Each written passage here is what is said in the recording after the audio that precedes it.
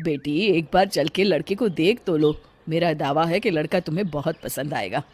बाला बहुत अच्छा लड़का है। हाँ हाँ बेटी, हम लोग तुम्हारे दुश्मन तो नहीं है। किसी अच्छे लड़के से ही तुम्हारी शादी करवाएंगे ना। आखिर तू हमारी इकलौती बेटी है। अच्छा ठीक है माँ, अब ज़्यादा भावुकतापूर्ण शब्दों का इस्तेमाल ना करो। मैं चलने के लिए तैयार हूँ। चलो फिर बिना देर के हम सब चलते हैं। सभी बाला के घर पहुंचते हैं। अरे क्या बात है बहन जी, अभी तक आपका बेटा नहीं आया? जी बस आता ही होगा। तभी वहां बाला आता है। लो जी, आ गया मेरा बेटा। ये लोग तुझे देखने आए हैं और ये इनकी बेटी नम्रता है। बाला के सर पर बिल्कुल बाल नहीं होते। ये देख नम्रता और उसके परिवार वालों की आंखें फटी की फटी रह जाती है। ये तो टकला है।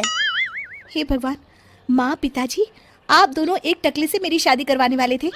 अरे ये तो पूरा उजड़ा चमन है। देखो बेटी, इस तरह किसी का मजाक उड़ाना गलत है।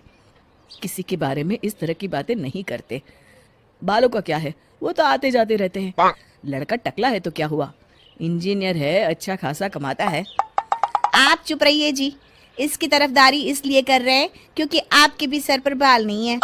मैंने तो आपसे शादी कर ली, मगर मैं अपनी बेटी की शादी एक टकले से बिल्कुल नहीं करवाऊंगी। अरे ये क्या, कब से आप लोगों ने टकला टकला लगा रखा है? और माफ करना, तुम भी कोई हूर की परी नहीं हो।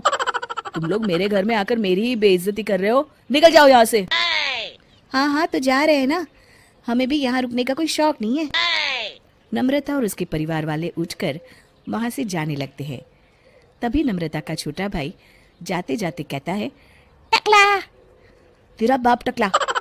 और इस तरह बाला का रिश्ता टूट जाता है।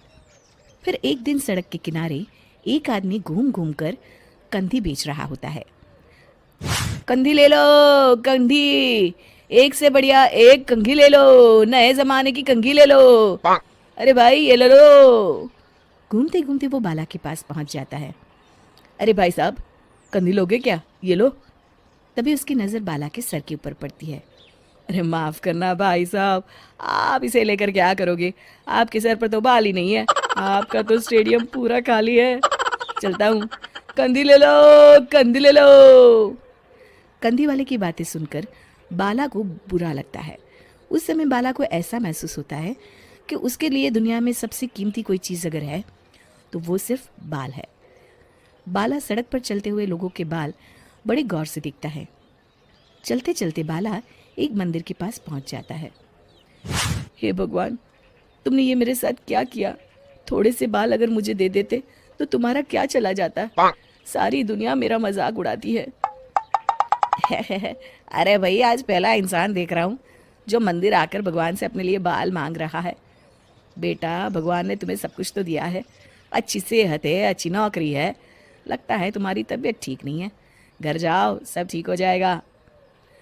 बाला वहाँ से चला जाता है। घर पहुंचकर बाला खाना खाता है और अपने कमरे में सोने के लिए चला जाता है।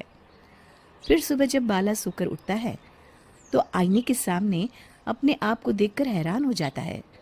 बाला के सर पर एकदम घने बाल आ जाते हैं। बाला खुशी से झूम उठता है। अरे ये तो चमत्कार हो गया, मेरे सर पर बाल आ गए। लेकिन ये हुआ कैसे? दोस्तों, अगर आप इस कहानी का दूसरा भाग देखना चाहते हैं तो हमें कमेंट करके ज़रूर बताएं।